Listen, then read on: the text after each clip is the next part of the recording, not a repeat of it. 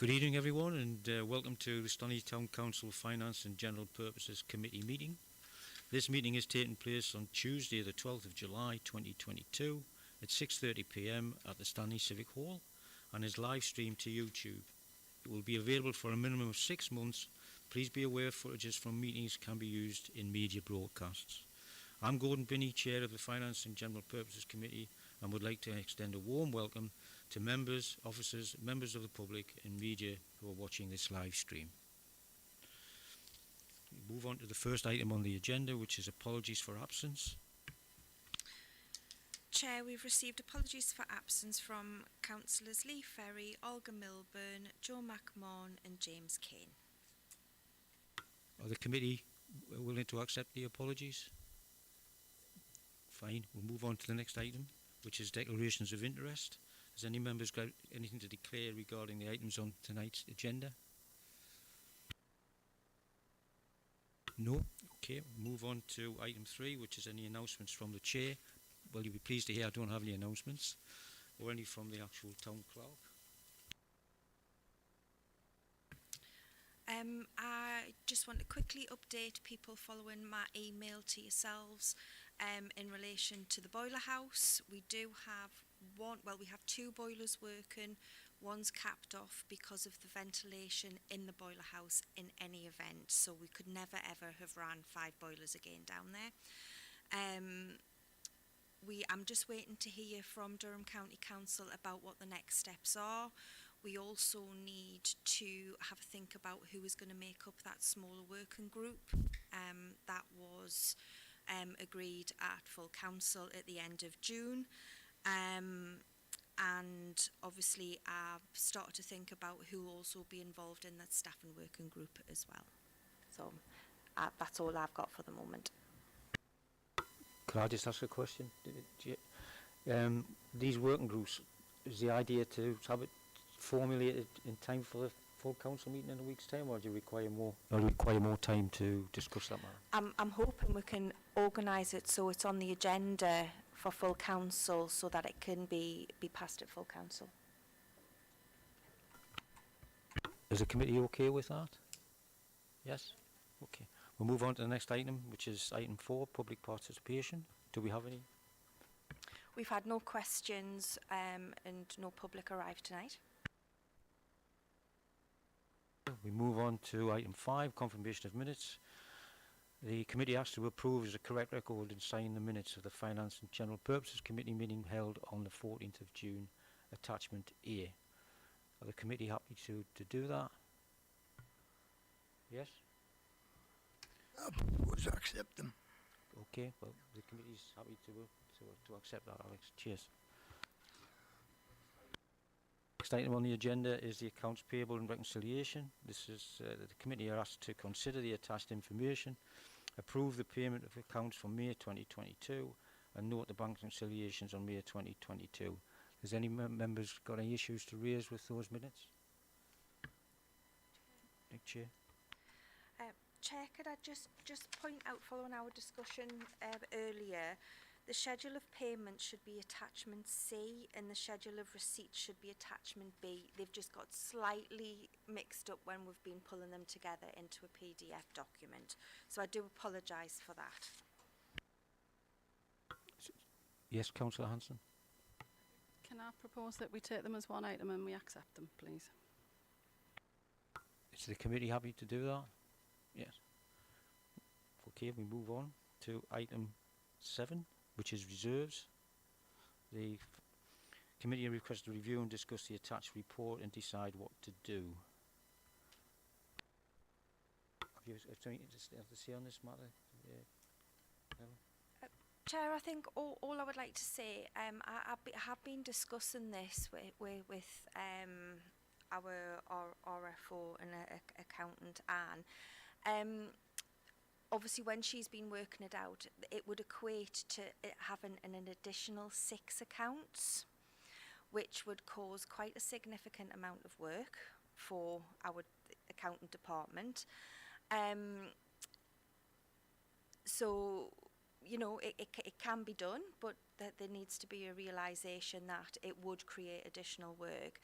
I think the other thing is as well is we would be interested to know what the likes of Durham County Council do in relation to their funds. I don't know whether any of our county councillors know what they do, because obviously they have significant more funds than what we do, and as to how they manage to split it and also protect themselves at the same time. I don't know whether it's something we can maybe ask them, or anybody knows. Councillor Nicholson? They do exactly the same as we do. Derwentide, I was part of Derwentide when we lost the 7 million. And that was the reason I brought this to council. The not insignificant amount that we have, it needs to be protected, and that was the whole reasoning. The way that we stand at the moment, and this is my worry,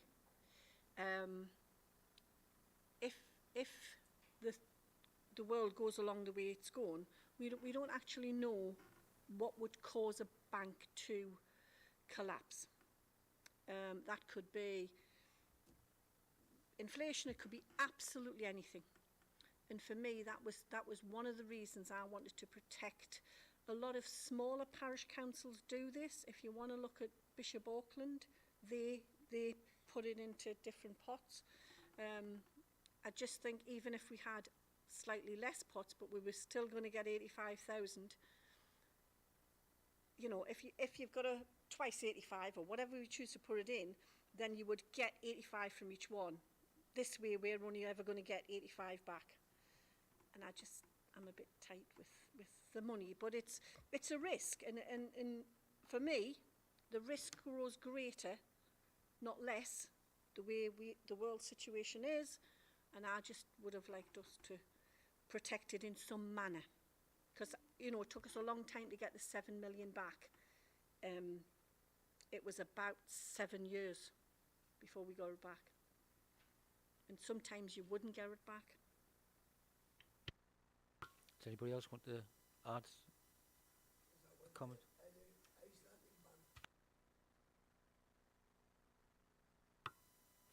Councillor McMahon? Just to follow on from what Joan said, I think it is important to protect ourselves if we can, because you don't know when another crash might hit or whether the banks we're with could go bust. However, I do think we have to be conscious of the pressure we're putting on the staff. If we are looking at six more accounts, or 6 accounts in total, 6 more accounts, then we have to be also looking at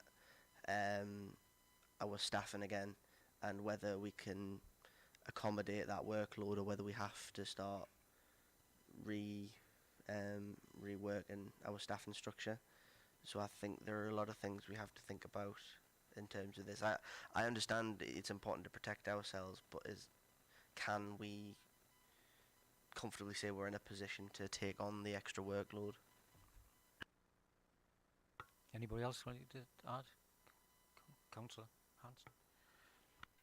Obviously, the original report was written quite some time ago, so the situation might have changed now, but at the point that was written back in 2020, it does say that we were unable to set up new business accounts. So is that actually still the case? Because if it is, then our hands are tied anyway. My understanding is that Anne's done a little bit of digging around on this, and it is still the case with some places. So I can double check, but it is my understanding it was still the case. Councillor Nicholson? The reason we couldn't open them at that point was because of COVID. Sorry, that was the reason why we couldn't open it at the time. Obviously, you couldn't go into a bank because of COVID, so they were just looking after the businesses that, yeah. We actually have Barclays come in every week, so I can speak to her tomorrow anyway, just to see what's what. Can I suggest that the consensus seems to be, and my consensus is I want to protect the funds to the best we can. Do we look at ask them to go back and look at it and see what the options are and see what's actually involved in terms of the labour. I.e. the comment that Councillor Nicholson said, rather than have 6 pots, you might have 3 pots, so you've got some protection, get a balance between that level of protection and the workload in respect to what's needed to be ahead with it. And also look at 1 or 2 options, as you said, Bishop Auckland do this and whatever, to see if you can pinch somebody's good idea, basically. So suggest we do that. I'll speak to Bishop Auckland and find out how many accounts they actually have. Well, they have 3. We've already got 3, you see, so another 6 would be 9.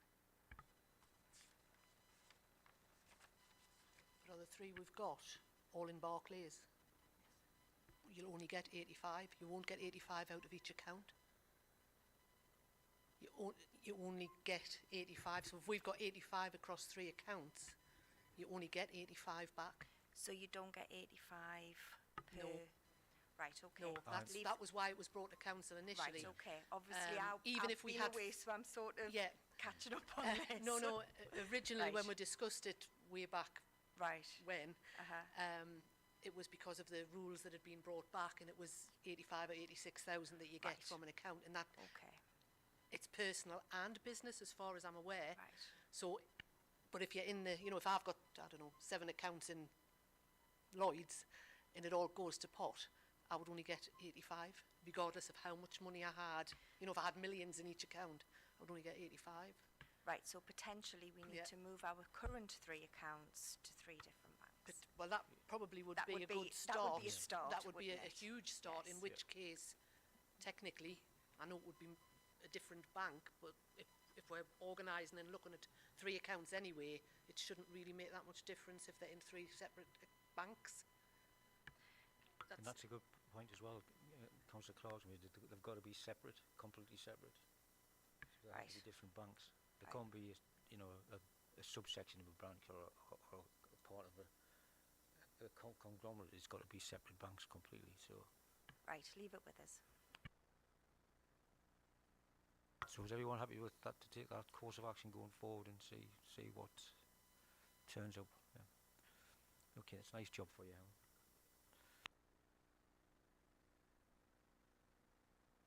Next item on the agenda is item 8, which is the action log, review outstanding actions from previous meetings and note the current position. I think it's you again, Helen. So I had a quick look through the action log. That's due to come back here, but it does need updating because I do have some actions to add to it. So that will come to next the next meeting of the Finance and General Purpose Committee. Okay, is the committee happy with that report? We'll move on to the next item, which is item 9, which is the events.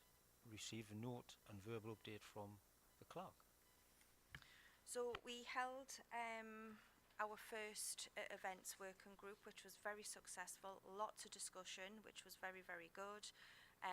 It was nice to have 2 new council members on the panel, and I do think that helped with discussion. It was very good. So we were talking about Miners Sunday, and everybody sort of took tasks away. We generally spoke about Scott Hillary events, give us an update on the events that he's preparing. There is a bit of a block with the safety advisory groups and licensing at Durham County Council, just with basically workload and staffing, but they're going through slowly but surely. So really everything's on track for the summer programme. The team in the office are planning in when the events are advertised. We're trying to get them out there as early as we can, as soon as we've got all the information. We're getting them out on Facebook. The posters are going up. We've got a big poster going into the notice board on the front street. We had Armed Forces Day on the 26th of June. We got some very, very good feedback. There was some negative feedback, but you have to take the rough with the smooth. but on the whole, it was it was welcomed and it was a good day. And those people who did attend, the feedback was that they enjoyed it. So, and the meetings have gone in the diary for the third Wednesday of every month. Does anybody want to add anything to that? No? Councillor Clark? Well, the only thing, and it was to do with the armed forces, unfortunately, I did have quite a little bit of feedback where people were saying that there wasn't very much on the street. They were very disappointed that it stopped halfway down. And not only that, but apparently the rides were extremely expensive. I don't know, I didn't have any children on any of the rides, but my understanding is that there was 2 or 3 families from my area with 2 or 3 children, and they said that the rides were quite extortionate, they felt.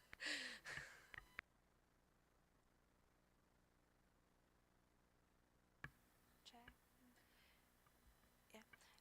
Helen, can you drop us an email just with the feedback? Yeah, and I can not a feed- I problem. can Yeah, feedback not a it- problem. Yeah, yeah. Feed Absolutely. that back in, because obviously Yeah. we're here to support the community, and Yeah. whilst I appreciate we can't please everybody, we need to be able to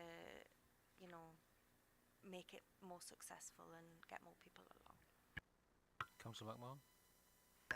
Just on Forces Day, I think part of the reason why it didn't go as far down the street as we may have liked is from talking to some of the people involved in running it, there was a couple of things that were meant to be there that just didn't turn up.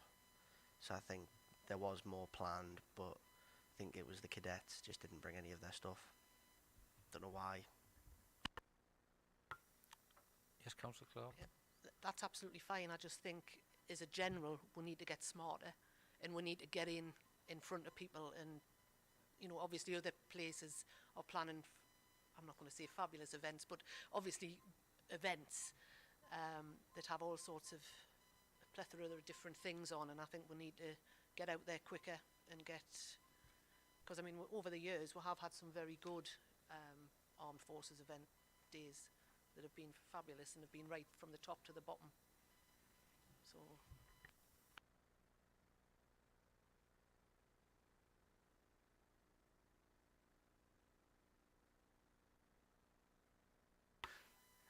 Yes, as I said before, just if you feed that feedback back to the team, and we can take the issues on board and sort of see if we can improve going forward, and possibly try to broaden out the feedback as well in some way.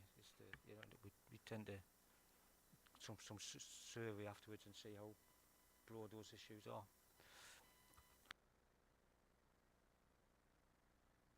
Are you happy to note that then as a committee? Yeah. Cheers. Next item on the agenda is item 10, which is date and time and venue for the next meeting, which is Tuesday the 13th September 2022, at 6:30 p.m. in the Stanley Civic Hall. Okay, thanks everybody for their attendance.